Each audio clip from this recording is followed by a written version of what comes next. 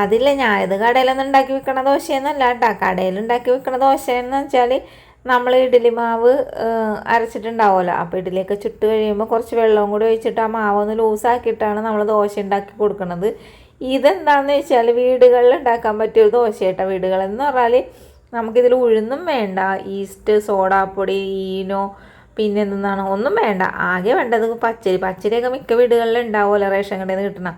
അപ്പോൾ ആ പച്ചരിയും പിന്നെ ബാക്കി വന്ന ചോറോ അപ്പം വെച്ച ചോറോ ഏത് ചോറാണെങ്കിലും കുഴപ്പമൊന്നുമില്ല. ഇത് രണ്ടും മാത്രം ഉപയോഗിച്ചിട്ടാണ് നമ്മൾ ഈ ദോശ ഉണ്ടാക്കണം. അപ്പോൾ 2 ഗ്ലാസ് അരി ഞാൻ കുതിർത്താനായിട്ട് വെള്ളത്തിലിട്ട് വെച്ചിട്ടുണ്ടായിരുന്നു. എന്നിട്ട് നമ്മൾ കുതിർന്ന അരിയില്ലേ മിക്സർ ജാറിലേക്ക് ഒഴിച്ചു കൊടുക്കുന്നുണ്ട്. പിന്നില്ലേ ആ കുതിർത്തിയ വെള്ളമില്ലേ അതാണ് നമ്മൾ ഇത് അരക്കാൻ വേണ്ടി എടുക്കണത്. മിക്ക വീടുകളിലും പച്ചരി ഉണ്ടാവും, ചോറും ഉണ്ടാവും. ഇനി ഉഴുന്നില്ല എന്നും പറഞ്ഞു ഉഴുന്ന് മേടിക്കാൻ കടയിലൊന്നും പോകേണ്ട ആവശ്യമൊന്നുമില്ലടോ. ഇതാ ഇതിലേക്ക് കുറച്ച് ചോറ്, കുറച്ചെന്ന് പറഞ്ഞാൽ ഞാൻ 1 ഗ്ലാസ് ചോറാണ് ഇട്ട് കൊടുത്തേക്കണത്. എന്നിട്ട് നമുക്കിത് നന്നായിട്ട് അടിച്ചെടുത്തിട്ട് വരാം. ഇതിപ്പോൾ വൈകുന്നേരമാണ് നമ്മൾ ഈ ഒരു മാവ് അരച്ച് വെക്കണത്. പിറ്റേ ദിവസം രാവിലെയാണ് ഞാൻ ഈ ഒരു ദോശ ഉണ്ടാക്കണത് കേട്ടോ. പിന്നില്ലേ മാവ് അരച്ച് കഴിഞ്ഞിട്ടില്ലേ കൈ കൊണ്ട് നന്നായിട്ട് മാവ് ഒന്ന് അടിച്ചെടുക്കണം. അപ്പോൾ അടിച്ചെടുക്കുമ്പോഴാണ് നമ്മളുടെ മാവൊക്കെ പെട്ടെന്ന് പൊളിച്ച് നന്നായിട്ട് പൊന്തി വന്നത്. ഈ തണുപ്പുള്ള പ്രദേശമൊക്കെ ആണെങ്കിൽ മാവ് പൊന്തി വരാൻ കുറച്ച് താമസം എടുക്കട്ടെ. അപ്പോൾ എന്താ ചെയ്യേണ്ടതെന്ന് വെച്ചാൽ ഒരു പാത്രത്തിൽ കുറച്ച് വെള്ളം ചൂടാക്കണം. എന്നിട്ട് ഈ ഒരു മാവ് ആ പാത്രത്തിന് മുകളിലോട്ട് വെക്കണം കേട്ടോ. അപ്പോൾ നമ്മൾ മാവ് എടുക്കേണ്ട പാത്രമില്ലേ കുറച്ച് വലുതായിരിക്കണം കേട്ടോ. അതിൽ വെള്ളത്തിലൊന്നും ഇറങ്ങിപ്പോകരുത്, അതുകൊണ്ട് പറഞ്ഞതാണ്. അങ്ങനെ ഞാൻ രാവിലെ വന്ന് നോക്കിയപ്പോഴില്ലേ അതേ നമ്മുടെ മാവ് നന്നായിട്ടൊക്കെ പൊന്തിയിട്ടൊക്കെ കിട്ടിയിട്ടുണ്ട് കേട്ടോ. അപ്പോൾ നല്ലോണം ബബിൾസൊക്കെ വന്നിട്ടുണ്ട്.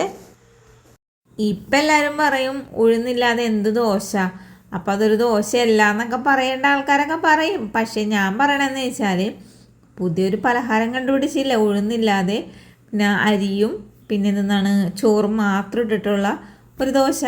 അപ്പോൾ ഇടയ്ക്കിടയ്ക്ക് ഇങ്ങനെ ഉണ്ടാക്കാടോ നമുക്ക്. ഞാനിതിലൊക്കെ കുറച്ച് ഉപ്പിട്ട് കൊടുത്തിട്ട് നമുക്കിനി ദോശ ചൂടലൊക്കെ ആരംഭിക്കാം.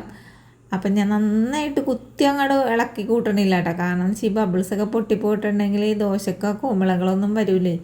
അപ്പം ഞാനൊരു ചട്ടിയിലേക്ക് കുറച്ച് വെള്ളമൊക്കെ തെളിച്ച് കൊടുക്കണം. നന്നായിട്ട് ചൂടായി കിടക്കണേണ് ആ പാൻ, അതുകൊണ്ടിട്ടാണ് ഇച്ചിരി വെള്ളം തെളിച്ച് കൊടുത്തത്. ഇനി നമുക്ക് മാവൊന്ന് കോരി വെച്ച് നോക്കാട്ടാ. ഇതേ നോക്കിയേ നമ്മുടെ ദോശ നോക്കിയേ നന്നായിട്ട് ബബിൾസൊക്കെ വന്നിട്ടുണ്ട്, കണ്ടില്ലേ? ശരിക്കും ദോശ പോലെ തന്നെ ഉണ്ട് കേട്ടോ. അപ്പം ഞാനിതിൻ്റെ മുകളിലേക്ക് കുറച്ച് എണ്ണയൊക്കെ ഒഴിച്ച് കൊടുക്കുന്നുണ്ട്. ഇനി ചില ആൾക്കാർക്ക് ഒരു സംശയം ഉണ്ടാവും, ഉഴുന്നൊന്നും ചേർക്കാതെ ഉണ്ടാക്കിയിട്ടുണ്ടെങ്കിൽ ദോശക്കല്ലിൽ പറ്റിപ്പിടിക്കുമോ എന്ന്. എനിക്കും ആദ്യം ആ ഒരു സംശയമൊക്കെ ഉണ്ടായിരുന്നു കേട്ടോ. പക്ഷെ ഞാനിത് ഉണ്ടാക്കി നോക്കിയപ്പോൾ നന്നായിട്ട് കിട്ടുകയും ചെയ്ത്. അപ്പം ഞാൻ തന്ന ഒരു മസാല ദോശ പോലെ ഒരു വലിയൊരു ദോശ ഉണ്ടാക്കി കളയാന്നോർത്ത് അങ്ങനെ ഉണ്ടാക്കി നോക്കിയിട്ടാ. പക്ഷേ നമ്മുടെ പാത്രത്തിലൊന്നും ഒട്ടും പിടിച്ചൊന്നും കിട്ടി. പാത്രം എന്ന് പറഞ്ഞാൽ പാനിലൊന്നും ഒട്ടും പിടിച്ചൊന്നും കിട്ടിയില്ല. ഞാനിത് ചുട്ടുകൊണ്ടിരിക്കുന്ന സമയത്തേ ഒരു ദോശ ചൂടോടുകൂടി കഴിച്ചു നോക്കിയിട്ടാ. പുളി ഉണ്ടാകുന്നറിയാൻ വേണ്ടിയിട്ടാണ് കഴിച്ചത്. അപ്പം പുളി ഉണ്ടാന്ന് വെച്ചാൽ നേരെ ഒരു പുളിയുണ്ട്, അല്ലാതെ കൂടുതലായിട്ടില്ല. പിന്നെ നമ്മൾ ദോശ ഇഡ്ഡലിക്കൊക്കെ കൂടുതൽ അരച്ച് ഫ്രിഡ്ജിൽ കയറ്റി വെക്കൂലേ, അങ്ങനത്തെ പണിയൊന്നും ഈ ഒരു ദോശ ഉണ്ടാക്കാണ്ട് കേട്ടോ. കാരണം എന്ന് വെച്ചാൽ ഒരു ദിവസത്തേക്കൊക്കെ പറ്റുള്ളൂ നമ്മളിത് മാവ് അരച്ചിട്ട് ഉണ്ടാക്കാനായിട്ട്. അല്ലാണ്ട് 2-3 ദിവസത്തേക്കൊക്കെ ആകുമ്പോഴേ ഭയങ്കരമായിട്ട് പുളി വരും. അപ്പോഴേ നമ്മുടെ നല്ല സോഫ്റ്റ് ആയിട്ടുള്ള നല്ല തളതുപോലെ ഇരിക്കുന്ന ദോശ ഇവിടെ റെഡി ആയിട്ടുണ്ട് കേട്ടോ, കണ്ടില്ലേ? അപ്പോൾ നമ്മുടെ ദോശയുടെ വീഡിയോ ഇഷ്ടപ്പെട്ട ഒരു പ്രാവശ്യമൊക്കെ ഉണ്ടാക്കി നോക്കടോ.